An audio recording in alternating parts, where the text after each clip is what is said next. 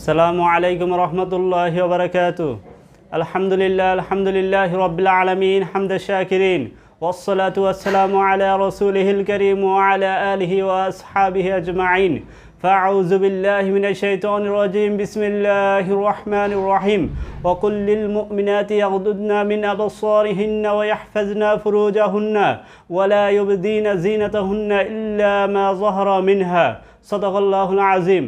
প্রিয় সুধী, আজকে আমাদের আলোচনার বিষয় হলো একজন আদর্শ নারীর উত্তম গুণাবলী।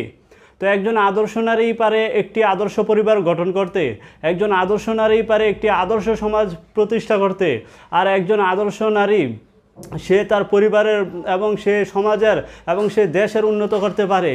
তো আদর্শ নারীকে আল্লাহ তাআলা এবং মানুষ সকলেই পছন্দ করে, সকলেই ভালোবাসে। আর একজন আদর্শ নারী সে তার দুনিয়া এবং আখিরাতে কি সফল হয়। তো একজন আদর্শ নারীর অনেক গুণাবলী রয়েছে যা আমি সারাদিন বলেও শেষ করতে পারবো না। তারপরেও আমি একজন আদর্শ নারী, একজন উত্তম নারী কিছু গুণাবলী আপনাদের সামনে উল্লেখ করব।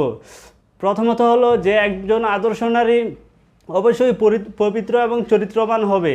একজন আদর্শ নারী সে সরল মনা এবং সাদা দিলের অধিকারী হবে। সে কারো প্রতি হিংসা বিদ্বেষ করবে না। একজন আদর্শ নারী সে অপ্রয়োজনে বাহিরে ঘোরাফেরা করবে না।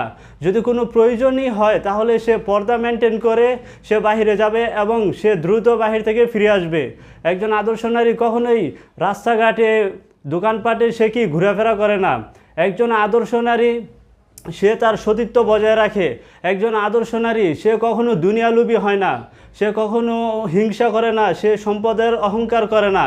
একজন আদর্শ নারী সে কখনো হারাম সম্পর্কে কি লিপ্ত হয় না, কখনো কারোর সাথে হারাম সম্পর্ক জড়ায় না। একজন আদর্শ নারী সে তার সতীত্বের হেফাজত করে। একজন আদর্শ নারী সে তার স্বামীর খেদমত করে, স্বামীর আনুগত্য করে। একজন আদর্শ নারী হলো সে যে তার স্বামীর সম্পদের হেফাজত করে। এবং সেই একজন আদর্শ নারী যে উত্তম গুণাবলী এবং উত্তম গুণাবলীর অধিকারী হয় এবং যে কোরআন এবং সুন্নাহ অনুযায়ী জীবন পরিচালনা করে।